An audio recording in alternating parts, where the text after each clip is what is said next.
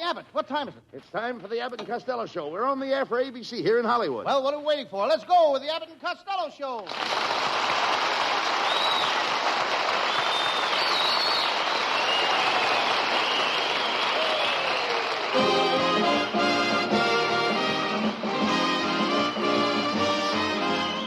Yes, it's the Abbott and Costello Show, produced and transcribed in Hollywood for your listening and laughing pleasure. Chuckles with a carload and music by Matty Malnick. So hold on to your chairs, folks, for here they are, Bud Abbott and Lou Costello.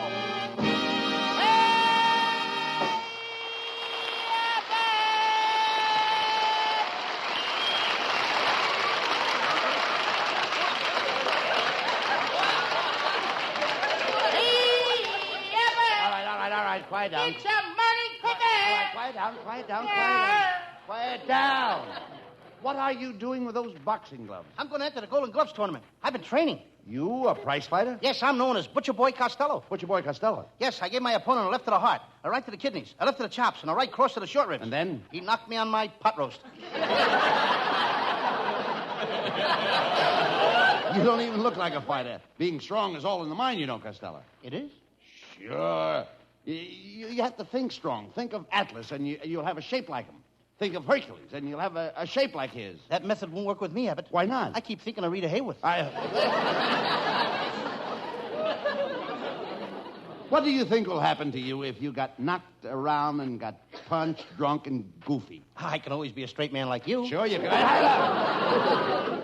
How do you think you'd look with a cauliflower ear, a mushroom nose, and a squash face? I'd be the only guy in Hollywood with a built-in home garden. Costello, you're a moron. What's that? You're a moron. That's enough, Abbott. One more word out of you and I'll fight. Idiot. That ain't the word. Costello, you're in a class with an imbecile. I know. Want me to help you out with your homework? I'll get him out of here.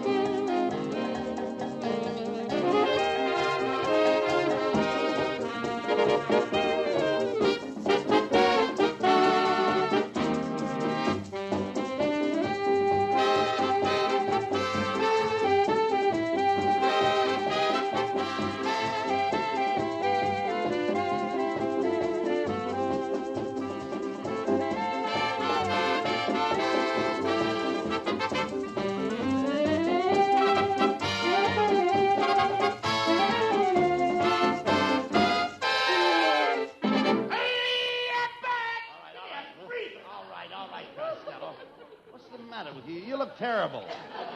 I never saw you looking so bad, Lou. What happened to you? What happened? Yeah. You know what happened. What? I don't get a chance to do nothing on the show. Oh, stop. Oh, I went to that quiz show. Truth or coincidences? They asked me a question. When I didn't give them the answer, they hit me over the head with a crowbar and ripped my clothes off and hit me in the face with a pie and squirted dirty water all over me. Well, that's terrible. Yeah, but the joke was on them. It was? Mm-hmm. I knew the answer all the time. You should quit hanging around quiz shows trying to win something for nothing. You ought to get yourself a job and go to work. I tried to. I studied to be a bartender. I went to the bartender school for 2 years, and I still can't get a job. Why not? I can't fix a television set. I thought so. You're just stupid. Your whole family is stupid. Oh, how can you say that? My Uncle Mike is a very brilliant man. He invented the cotton gin, the telephone, and the steamboat. What about Whitney, Bell, and Fulton? Leave the Andrews sisters out of this. What is your Uncle Mike doing now, Lou? He's part-time lifeguard at the Del Mar Hotel swimming pool. Are you kidding? Uncle Mike can't even swim. That's why he's only working part-time.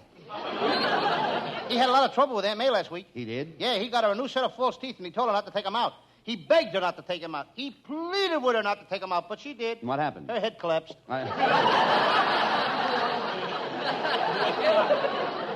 Well, your Aunt May is quite a woman, Lou. She raised quite a family. Oh, yes. 3 years ago at the Paterson Fair, She won first prize for having the most little boys in one family. She had 15 little boys. What was first prize? A little boy. Never mind that. Whatever happened to your Aunt May's younger sister? Oh, she graduated from high school this year, and she's so excited she's going to Harvard. Harvard? Harvard is a boys' school. Yeah, that's why she's so excited. She's going to Harvard. That's ridiculous. None of your family ever went to college. Is that so? I'm taking a night course right now at UCLA. Well, no, I'm glad to hear In other words, that's UCLA. Oakland. Well, disregard it. UCLA. I'm glad to hear it, Lou. How are you making out? Not so good. Monday night, the teacher asked each pupil to bring something that would show what they want to be when they get out of school. Well, now, it sounds interesting. Yeah, one guy wanted to be a policeman, so he brought a button off a policeman's uniform. One girl wanted to be a nurse, so she brought a button off a nurse's uniform. Another guy wanted to be a fireman, so he brought a button off a fireman's uniform. And what did you bring? Nothing. Why not? I wanted to be married. How are you going to get a button off of that?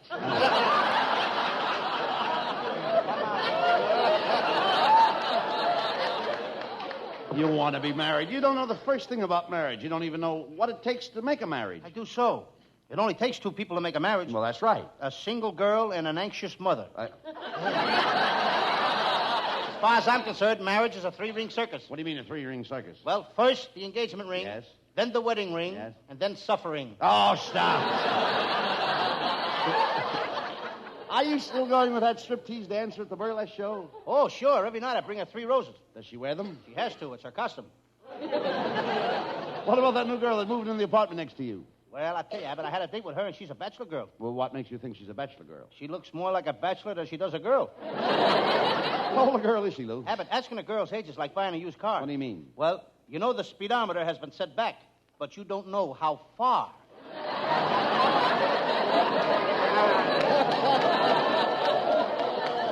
Where did you take her on the date? Well, we went to a soda fountain and had one of those fancy dishes. You know, ice cream and bananas. Split? No, I paid the whole check. Well, she doesn't sound like the kind of girl for you, Costello. Tell me, do you still date that cute little blonde from Pomona? Oh, sure. I had a date to go horseback riding with her last night. You did? Yes, we rode along through the moonlight. It was beautiful. Her horse was nuzzling my horse. My horse was nuzzling her horse. Ah, it must have been fun. It was for the horses. My girl didn't show up.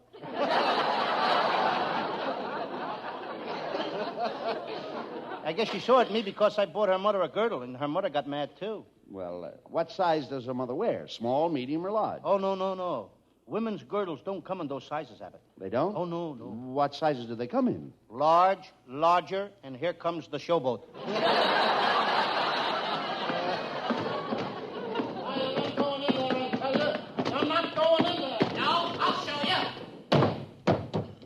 Hello, Uncle Bud. Hello, Uncle Louis.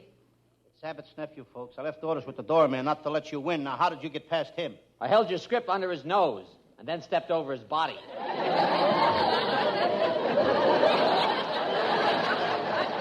There must be a way to keep this guy out of here. Now, I've got it. I'll hypnotize him. Come over here, Norman. Oh, now, wait a minute, Costello. What are you going to do to him?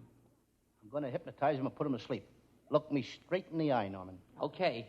You're going to sleep. Abba-dabba, sleep. Abba-dabba, sleep. Abba-dabba, sleep. I think it's working, Uncle Louis. It is? Yeah, my Abba-dabba is asleep.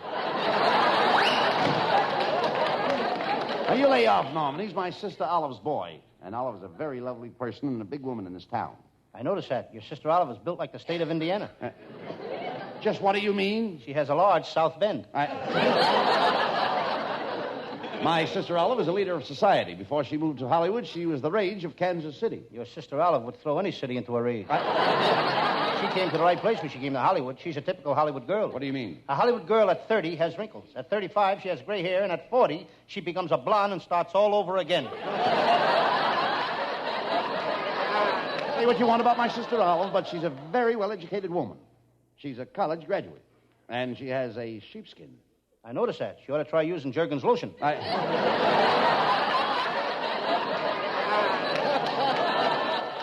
You know, you have no business ridiculing my family. Now, last week you were picking on my wife.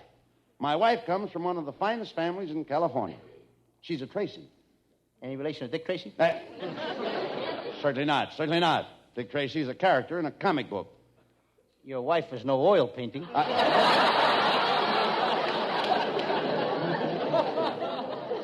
Hello, boys. Hey, look, Costello, it's our secretary, Viola Vaughn. Well, Well, Viola, you certainly look lovely tonight. What is that you're wearing? Oh, do you like it? This is my nightclub dress. Nightclub dress? Don't you get it, Abbott? No cover. No cover. Viola, you look gorgeous tonight. You and I would make a lovely pair. We'd be just like a couple of lovebirds. Would we? Well, I'll show you. First, I put one wing around you like this. Then I put my other wing around you like this. Then I beak up close to your beak. Then I coo softly. Oh, what do I do? Don't stand there, Viola. Drop a worm in his mouth. Cut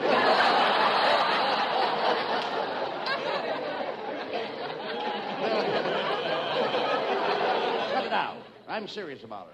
And you're not. Why, Viola, I'd bring you the moon on a silver platter. Oh, that's wonderful, Abbott. How about you, Costello? Would you bring me the moon on a silver platter? What do I look like, a waiter?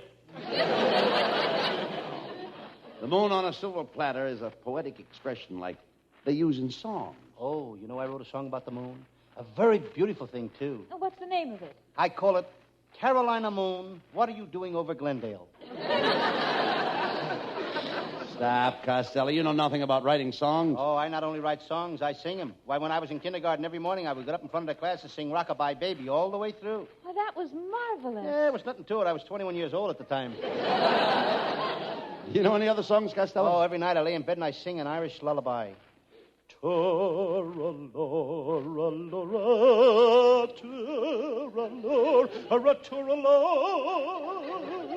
that put you to sleep, Costello? Certainly. You don't think I'd stay awake and listen to that howling, do you? Well, I saw you last night, Costello. I saw you. You had a cat on a leash. Hey, that certainly is a funny-looking cat. Is he yours? Yes, he's mine. He's a football cat. I call him First Down. What do you name the cat First Down? Every night he's got 10 yards to go.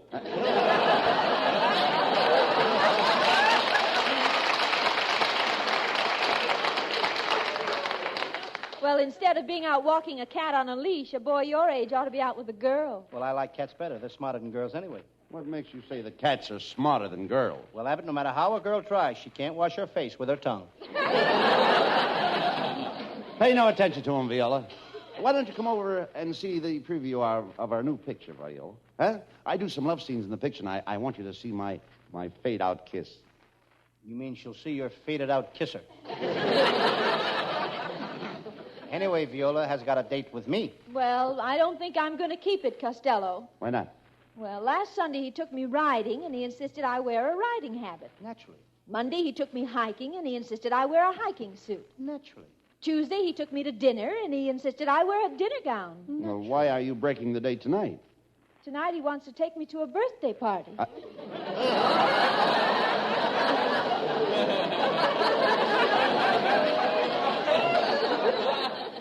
Well, that did it. It's been a lot of fun, and it's been a beautiful evening up to now, Mabel.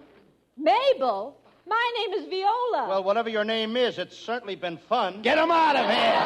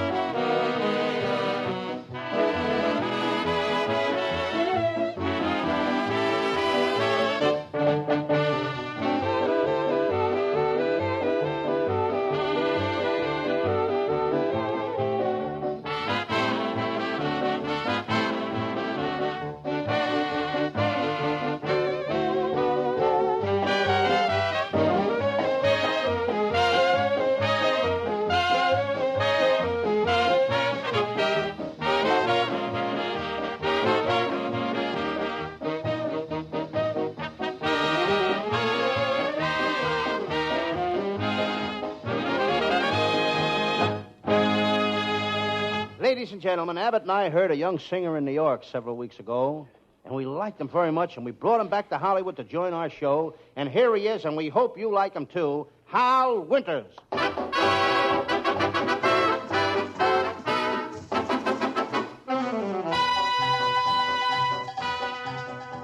El cumba, cumba, cumba, cumbanchero. a bongo, bongo, bongo, bongo zero.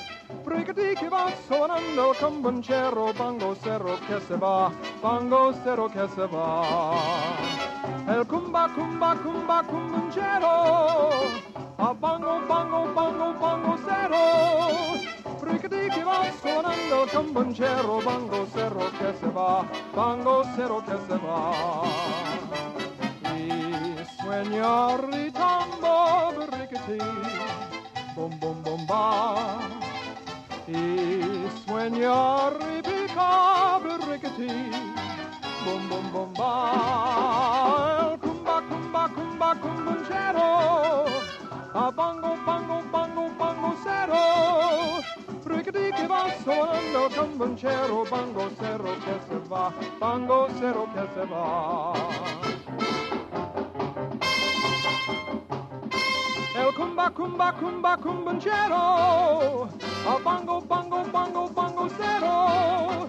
Brigati che va suonando il camboncero, bongo zero che se va, bongo zero che se va. A cumba, cumba, cumba, cumboncero, a bongo, bongo, bongo, bongo zero. Brigati che va suonando il camboncero, bongo zero che se va, bongo zero che se va. Sueño ritambo, brigati, bom, bom, bom, ba. Y sueño ripica, brigati, bom, bom, bom, ba. El cumba, cumba, cumba, cumboncero, a cumba, cumba, cumba, cumboncero. Brigati que va suonando el camboncero, bongo cerro que se va, bongo cerro que se va.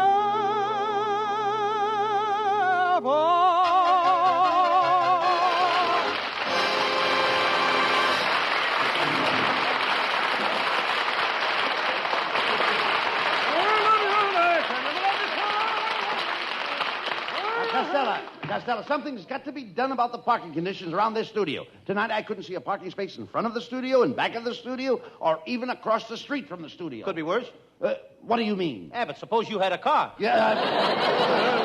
Well, never mind that. Did your Uncle Mike drive you down here tonight? No, my Uncle Mike just took his California driver's test today. You should have seen him. He got in a car with the inspector, backed into a truck, bumped into a streetcar, and then he crashed into a stone wall. Did he pass? We won't know till next Wednesday. Why not? That's the day the inspector gets out of the hospital. Did your Uncle Mike go to see his favorite program, What's Doing, Ladies? Yes, and there was a line in front of that studio 2 blocks long. Never mind that. How did he like What's Doing, Ladies? I don't know. By the time he got in, they were through doing it.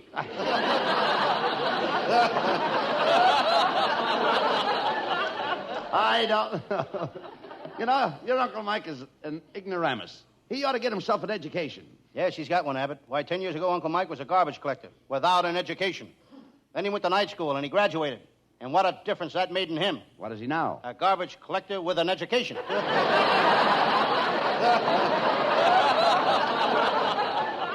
Well, never mind him, Costello. What is your Sam Shovel detective story for tonight? It's a fascinating case, Abbott. I call it the case of the Curbstone murder, or Gertie, get out of the gutter. And let the water go by. Sounds intriguing. Let's get on with the case. Yeah, let's do that. And now the makers of Smudge Pot cigarettes present the further adventures of Sam Shovel, Private Detective. But first, a word about our product, Smudge Pot cigarettes. Smudge Pots are the only cigarettes that contain no nicotine, no harmful tars, no tobacco. These cigarettes are made only from the finest domestic and Turkish towel.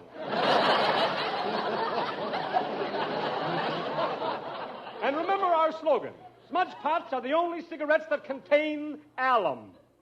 Our slogan is, pucker while you puff. Now go to your cigar store tonight. They will give you a package of Smudge Pots for nothing. The package has no sharp edges. Take them home and throw them in your dresser. What a cigarette, so free, so easy on the drawers. And now to the adventures of Sam Shovel, Private Detective.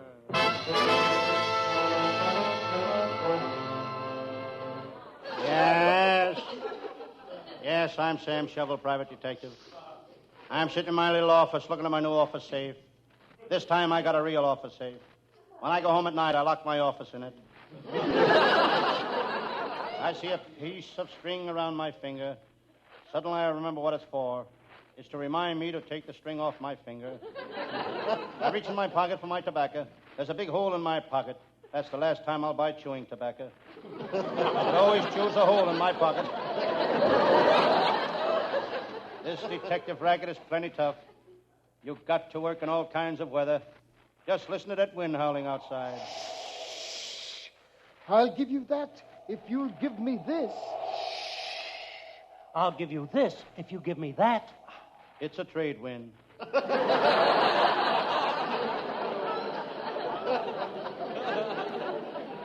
It was such a nice night as this that I was called to solve the famous farmyard murder. A fiendish farmer had cut off his hired man's head. He hid it in the alfalfa. What a tough case. It was like finding a noodle in a haystack. I decide to shave. I lather my face. The razor hums through my whiskers. St. Louis woman with all her diamond rings. I always use Gillette Blues blades. I decide to doll up a little in case a client should come in. I put on my swallowtail coat. I take it off. Seems silly for a man my age to wear a coat made of swallowtails. I noticed the headline in the morning paper. The country is in a strange position. On the next page it says eggs are going up. Chickens must be in a strange position, too.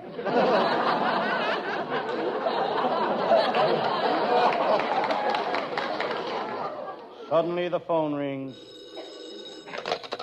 Hello? Yes, this is Sam Shovel, the detective. Somebody that wants me to handle a case. Yes? No. No, I can't work that cheap. No, you know my prize. What's that?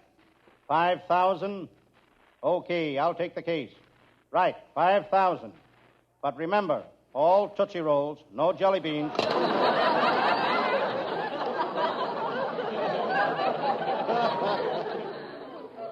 I thought of my friend, Lieutenant Abbott of the Homicide Squad. I might get him to help me on this case. Some people think Lieutenant Abbott has a screw loose in his head, but I know different. I tightened that screw in his head only yesterday. One thing I will say for Lieutenant Abbott, he knows his onions. He can walk in any vegetable store and say, that's an onion. But he's a real cop. Abbott don't know the meaning of the word intimidation. And that's only one of a million words he don't know the meaning of. Hello, Sam Shovel. It's my pal, Lieutenant Abbott of the Homicide Squad. Sam, I'd like to leave my new cowhide briefcase in your office. That's a pretty briefcase, Lieutenant. Yeah, it's genuine cowhide. Open it. Moo. The cow is still hiding in it. There's a picture of your wife in it, too. She looks kind of different in this picture. It's her hair. She's wearing a page boy. Don't she look nice? It's hard to tell. The page boy's feet are hanging down over her face. Enough of this nonsense, Sam. The cops caught an old friend of yours last night. Shirley, the shoplifter. Beautiful Shirley, the shoplifter. I once trailed her through a department store, through the shoe department, through the jewelry department, the furniture department, then I caught her in men's underwear.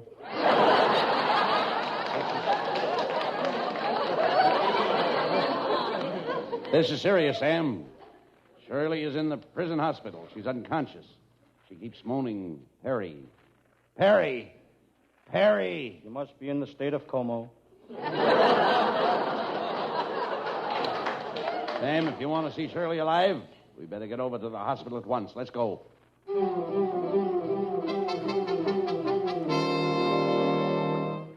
We arrived at the hospital. We were walking down the corridor. I was reading the signs on the door. Dr. Kildare, surgery, back in 10 minutes. Dr. Nichols, surgery, back in 15 minutes. Dr. Condon, perjury, back in 20 years. Sam, here comes the doctor that's taking care of Shirley the shoplifter. He looks like a phony to me. I heard that, young man. I'll have you know that I've operated on over 300 patients, and I never lost a single one of them. You didn't? No, I know where each one of them is buried.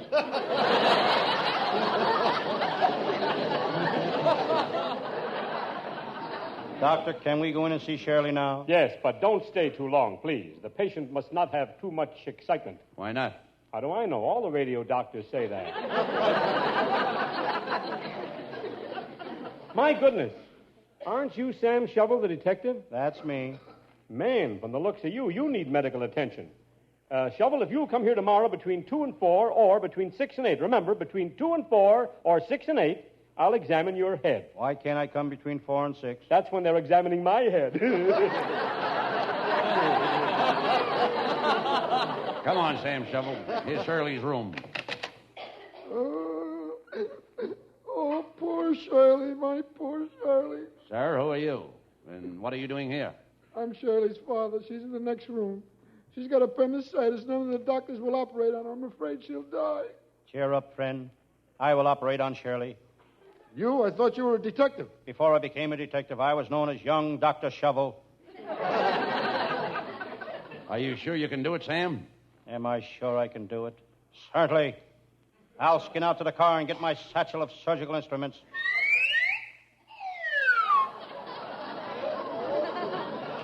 Thank goodness he's got his satchel. She's right in there, Sam. Here I go. Has anybody got a hammer? Here's a hammer. Thanks. Anybody got a chisel? Here's a chisel. Anybody got a blowtorch? Wait a minute, Sam. Sam, hammer, chisel, blowtorch. What are you doing to Shirley? What, Shirley? First, I got to open my satchel.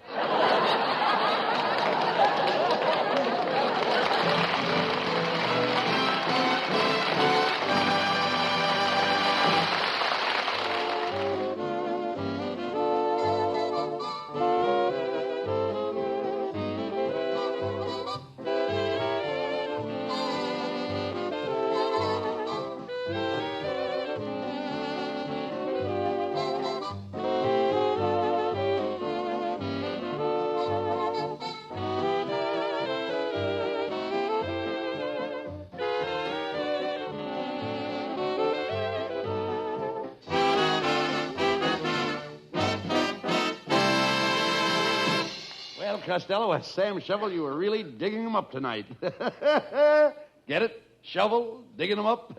It's a joke, son. I dug up a joke. Yes, and you'd better bury it again. Abbott, let's leave the jokes to our writer. You mean we got writers? Oh, he's only kidding, folks. He knows our writing staff. We're headed by Eddie Foreman with Paul Conlon, Pat Costello, Martin Ragaway, and Len Stern. And I know that our producer is Charles Vander. That's pretty good for Abbott, folks, when you consider Vander's only been on the show 2 years. Good night, folks. Good night, everybody. Good night.